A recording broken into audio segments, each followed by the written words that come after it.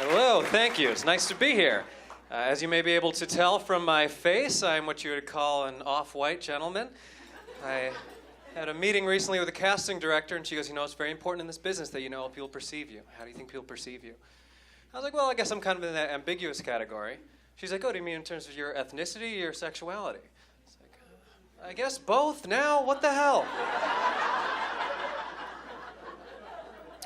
If you are wondering what my ethnic background is, maybe ask yourselves why it's so important to you. I'm just kidding, I'll tell you. My dad is from India, and my mom is a small white lady from Wisconsin, but I am fully aware of what I look like. You know what I mean? Like, I get that I don't look even remotely Indian, and that's why it's funny to me. Sometimes I get sent out for these auditions to play, like, Raj, the computer technician, and I never get those parts, but I shouldn't, because that's not what I look like. Like, if I saw myself on TV playing that role, even my reaction would be, with all the talented Indian actors in the world, why the hell did they cast this Mexican dude? I would be offended. I go to an Indian dentist, and the first time I went there after my appointment, he goes, I hope you don't mind, but I always like to ask new patients what made you choose our office. It's like, oh, you've got really good ratings online, and my dad is Indian, so I figured. He's like, oh, say no more. It's always great to have a fellow Indian in the office. I realized, like, only minorities can say things like that. You know what I mean? Like, if you're white and you go to the dentist, and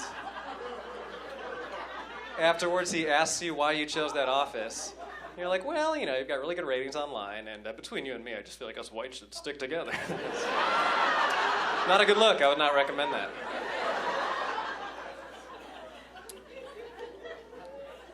I am a married fella. My wife's name is Allie, but she spells it A-L-I, so on paper it looks like I'm in a same-sex relationship with a Muslim man.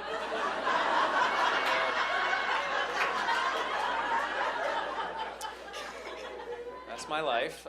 If you are wondering, she did not take my last name, which frankly I understand. I feel like if your name is Ali Mamawala, you're legally an Uber driver. So. She made the right call. Allie and I have very different schedules because I do this and she makes money, and I don't see her that much during the week, and as a result, we usually have sex like once a week on the weekends. We were talking about that recently. I was like, we're a young married couple. I feel like we should be having sex more. She's like, honestly, I'm in the mood all the time. You're just not around that much during the week. If anything, one of these nights when you come home late from doing your shows, you should just come in really quietly and come into the bedroom and pull the covers down and start undressing me and start fooling around. That's actually like a real turn-on for me. I think that'd be really hot. I was like, first of all, let me just say, you are an amazing woman, and I'm so lucky to be married to you, and thank you so much for even suggesting that. Let me just tell you that what would turn me on would be for you to write all of that down and get it notarized.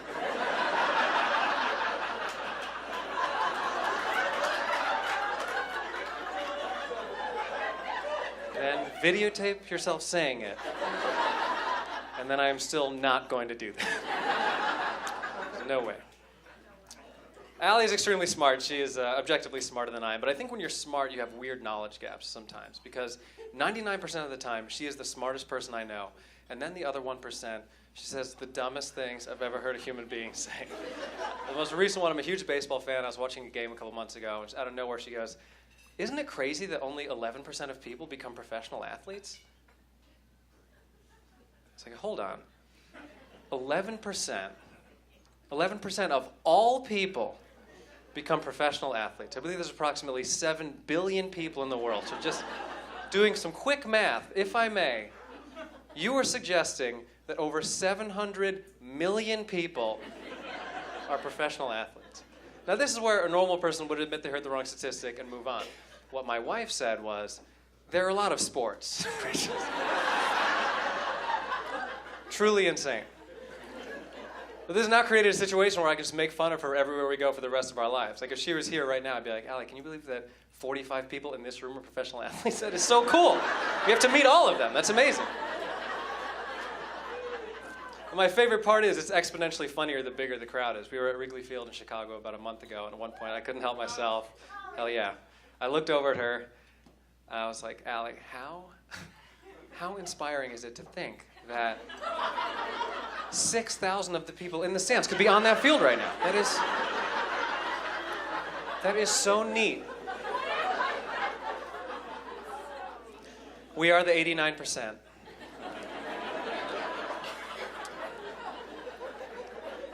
kind of like when you first go to college and they tell you how many people are going to drop out. Look at the person on your left. Look at the person on your right. One of you is in the NBA. You guys are great. I'm Adam Mamawala. Have a good night.